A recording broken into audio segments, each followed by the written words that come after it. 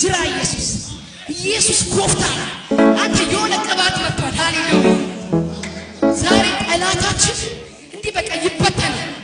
ነገራችንን አገልግሎታችን ያዘ ዛሬ ያለቀው ይሄዳል። ኢየሱስ ጌታ እስቲ ጎን ያለው ቢጮህ አያሸንፍም በል ዝም ብሎ ይደክማል እንጂ በል አያገኝህም በል ቢጮህ አያሸንፍም